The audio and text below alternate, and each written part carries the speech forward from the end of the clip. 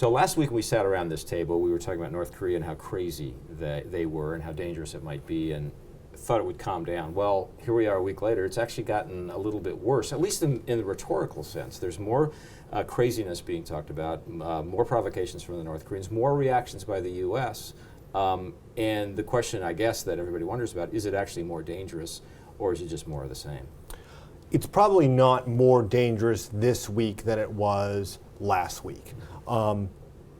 Tensions are high. Whenever tensions are high, miscalculation is a possibility. So we have that. But defense officials, U.S. officials say they don't think we're close to war. They don't think the North is preparing to strike. Now, they may test a rocket, but they're not going to actually try to shoot at the U.S. or its allies. So you had an interesting story this week, you and your colleagues, about why it was the U.S. was responding as forcefully as it was. Explain a little bit what you guys found out. Sure. With the North Korean missile test and then the nuclear test in December and then in February, the U.S. developed a playbook. We now have a more nationalistic government in South Korea. We now have a more nationalistic government in Japan. They wanted to see a display of American force. And the U.S. government assessed that a show of American might would deter North Korea and would not provoke them into attacking. So that's what led to this playbook that was developed. And first we saw the B-52 flights, then the B-2 flights, then the F-22 flights, all aimed at reassuring allies, showing that the U.S. could strike from far away. Wait, so in order to make the nationalistic Japanese government and the nationalistic South Korean government happier, we have to send stealth bombers over North Korea? Well, what the U.S. doesn't want is South Korea to strike at North Korea in a way that is not, the U.S. doesn't approve of, or unilaterally unprovoked. The U.S. wants to keep, I see. So in order to keep them from doing something really stupid, we did a little show of force. We did a little show of force, which wasn't a real attack, or it was a statement about what everyone knows U.S. policy is. And this will ensure that it stays within the box. The Obama administration is very concerned that this crisis not spin out of control and that they are trying to control it. And so if they take charge of the shows of force, then they are in control. But it's also true that there are a lot of new actors on the scene, as you say, a new South Korean government, a new Japanese government, a new Chinese government, a new leader, and a new leader in North Korea, most of all, a young, untested, sort of, somewhat sketchy leader, and everybody's kind of testing boundaries for everybody else. I heard he's your guest at the White House Correspondents' He will be, yes. Exactly. He's going to bring a missile.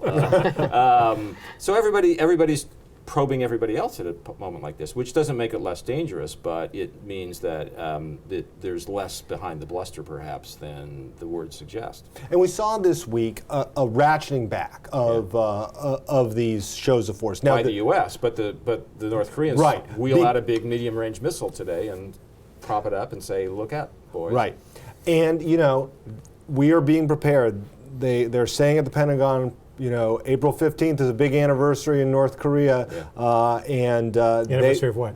The grandfather's birthday. So they traditionally do something. Is that why we pay taxes on April 15th? Exactly. Little known fact. We get our refunds. They shoot off a missile, but they will do a test. Yeah. Maybe before, maybe after, sometime in that window, a show of their might. If the U.S. thinks it's headed toward a base, they will try to intercept it, but they don't think that's going to happen. Yeah. Well, meantime, not quite on April 15th, but close to April 15th, there's going to be another budget in Washington. This is supposed to be the real one. This is the president's budget. Comes out next week. It's the budget that normally kicks off the great budget conversation in Washington. This year, it's at the trail end of the conversation. What's the meaning of that? Well, you can either see it as an afterthought, a dollar too late, but or you could see, too late.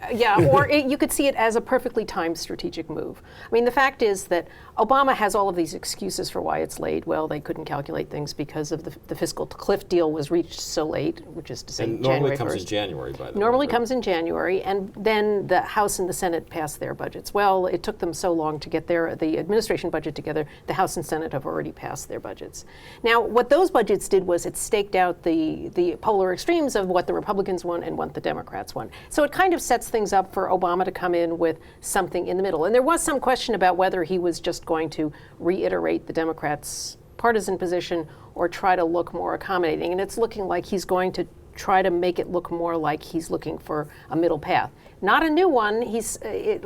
All the signs are that he's going to put in his budget the outlines of the last offer he made to Speaker Boehner when they were negotiating in December. The last offer for a big deal. For a big deal. And so that's the thing, is that he's sort of trying to gesture or make a gesture towards still seeking a big deal. And it's not clear whether any of the kind of pillars of the impasse are going to break as a result. But I think Republicans do see it as more promising than if he just came out and reiterated a Patty Murray-style liberal Democratic budget. Now, what about the politics of this? The president's doing something really interesting. On one hand, he's making nice to Republicans. The day the budget comes out, he's seeing another group of Republican senators for dinner. On the other hand, he suddenly discovered his love for raising money for Democratic candidates for Congress, and he's running around the country waging a campaign against the Republicans. Does this interfere with the budget negotiations, or do politicians on Capitol Hill say that's just politics as usual? Well, I think a lot of people look at it as politics as usual. It isn't unusual for a president to run around and campaign for people of their own party and raise money. I do think that it really fuels one of his biggest problems among Republicans is just a fundamental lack of trust. There are a lot of Republicans who just don't believe that he really wants a deal.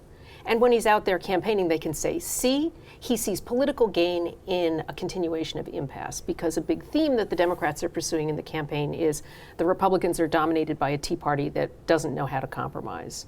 So it does feel like the political and legislative aims are at cross purposes. But so the way to view this Obama budget that's going to come out next week is to see it as an attempt to keep the dream of a big long-term deficit cutting deal alive. Fair enough. But that is alive only if Republicans decide that he's serious about doing something about entitlements. So is there going to be something in there on entitlements that will show to Republicans seriousness of purpose, so that when he says, I need revenues as well as entitlement cuts, he'll be making a plausible proposal? Right. Well, you frame it well, that basically if there's to be a deal, the president's going to insist that the Republicans agree to more taxes, and they're going to insist that he do something more on benefits than he's done heretofore. We fully expect him to put in the budget, and this will be the first time he's actually put it in a budget, this proposal to reduce Social Security benefits a little bit by changing the way the inflation adjustment goes every year. That would be a big step. I think what I don't know, and will be interesting to see, is what does he do about Medicare? He's made a number of proposals to save money on Medicare, but most of them come from squeezing doctors, hospitals, and other providers. The Republicans say it's not going to really solve the problem unless we do something that affects beneficiaries and leads them to change their behavior. So one question will be, is the president going to do more than he has before to change the way beneficiaries pay for health care?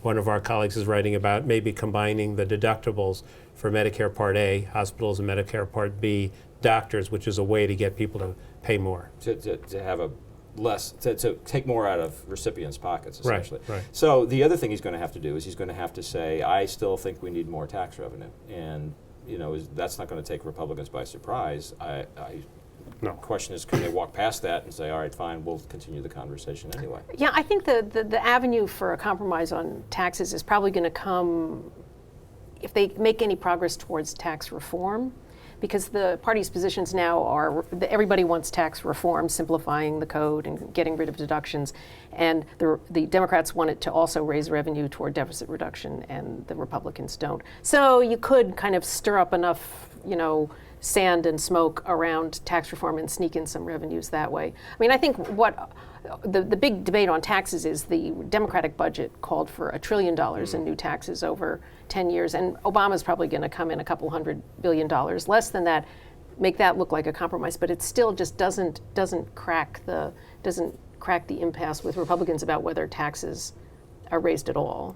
Meantime, the picture for your friends in the Pentagon is the same one, no matter how all the rest of this stuff turns out, right? It's a spending line that just keeps going down, and that's got to be alarming for those folks. It is alarming, but it's finally sinking in across the Pentagon that it is a new era, and that there is going to be cuts, larger, faster cuts than they wanted. We saw Chuck Hagel, the new Defense Secretary, come out this week and essentially give a speech that says, brace yourselves, It's coming. We don't know. We hope we can get rid of the sequester, but it was for the first time by the top Pentagon leadership acceptance of the new reality.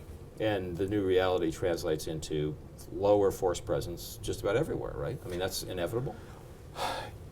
The strategy is going to have to be changed. We are going to have a smaller Army. We are going to have a smaller Marine Corps. Now, is it as big as 200,000 cut from the Army, as the former chief naval officer said, or is it a smaller cut? The Army certainly hopes it's smaller. But the biggest bill is personnel. It's a tough cut, but it's coming. And there's no avoiding that. Plus, there's also no avoiding cuts in the discretionary domestic spending. Well, I expect the president's going to accept this lower level of spending that was enacted in August 2011 for the next 10 years, a cap, and then Congress has gone below that with letting the sequester take effect for this year. So, and in that one pager that the president handed out, he was talking about spending less on annually appropriated spending, defense and domestic, than was in that August 2011 deal. So that seems to be pretty clearly under pressure. Well, and if the message from the Pentagon is we're learning to live with the cuts, that really signals that the sequester is here for the long haul, because what the Democrats were counting on is that the squawking from Republicans about the effect on the Pentagon would somehow galvanize Congress to undo the sequester. And the irony there is that everybody thought the sequester wouldn't happen. What the sequester may have been the most meaningful thing that has happened in the last 2 years in some ways, because it established a new level of spending, and now everybody proceeds from that forward. Right. There doesn't seem the only way out of it that anybody's talking about is in a big deal. Yeah. In a big deal, we can undo the sequester. They've kind of given up on the idea that you'd somehow just jerry-rig one year at a time to get rid of the sequester. And you're not holding your breath for the big deal, I see. Okay, we'll leave her there. All this explains the long faces in Washington. Next week, we'll know a little bit more about that Obama budget, and maybe a little bit more about how the North Koreans are behaving, and we'll talk about it all on Seib and Wessel. Hope you'll join us. Meantime, you can join the conversation on Twitter at #WSJLive. I'm Jerry Seib.